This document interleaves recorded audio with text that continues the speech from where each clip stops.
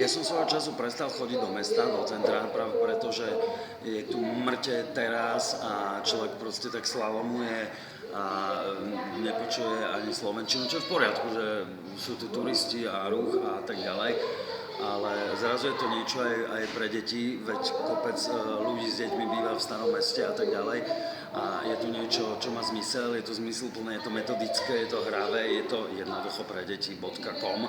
A niekomu to prekáža a ustupovať nejakým lepšejším autám sa mi zdá úplne zvrhlé a úplne pritrúble a je to nechutné, je to nefér a strašne to podporujem a dúfam, že dostanem nejaký odkaz, že mi niečo vybuchne alebo ma niekto zbije, keď pôjdem domov.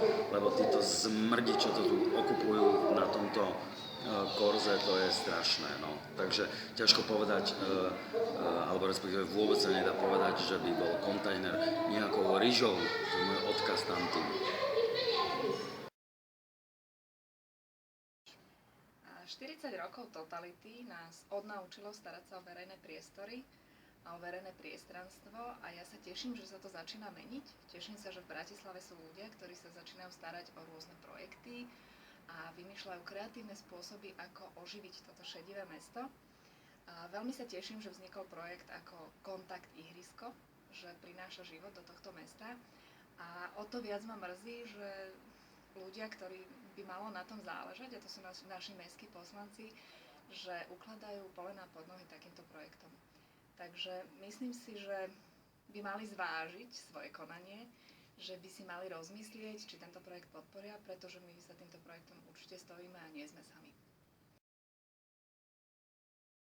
Reprezentujem Úniu materských centier, všeobčianske združenie, ktoré zastrešuje všetky materské a rodinné centra na Slovensku.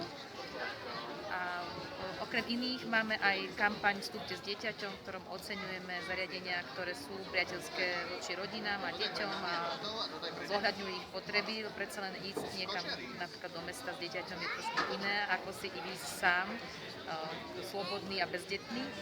A naša kampaň je unikátna v tom, že musia ju rodičia navštíviť alebo doporučiť a Kontakt bolo jedno z takých zariadení, na ktoré sme dostali doporučenie.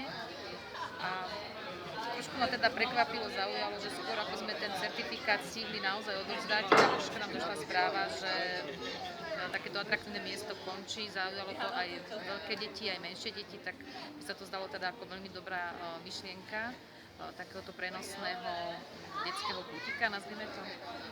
Preto som chcela, aby sme sa do toho zapojili, keď už nie zachrániť, tak aspoň upútať pozornosť, že aj staré mesto žije mladými ľuďmi a potrebuje priestor pre hru s deťmi.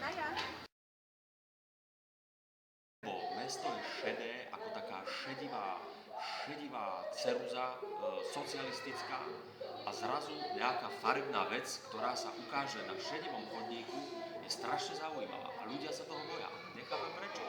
V každom normálnom veľkom meste, alebo teda aspoň väčšom, ale musí byť normálne to mesto,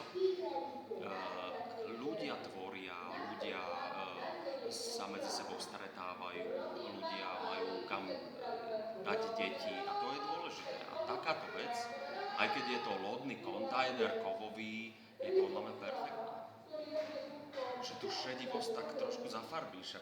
Kedy už sa konečne zafarbíme z tej šedivej? Ja som sa veľmi potešila projektu tohoto kontajneru a teda detského ihriska uprostred mesta, pretože ja osobne som staromešťan, žijem tu, pracujem tu, chodila som tu do školy a vlastne celý svoj život sa pohybujem v týchto priestoroch. A teraz ako novopečená matka ročného dieťaťa som zistila, že toto staré mesto vôbec nie je stavané na malé deti. Je tu na minimum parkov, ako všetci vieme, a s detskými ihriskami to tiež nie je úplne bohviečo. A keď som na Aventúrskej vedľa mojich obľúbených krčiem našla toto detské ihrisko, tak som sa hrozne potešila, pretože konečne je tu naozaj aj priestor pre tých najmenších a aj priestor pre maminky a najmenších, pričom môžeme byť spolu a môžeme si dať aj pohár vínka alebo niečo veľmi príjemné.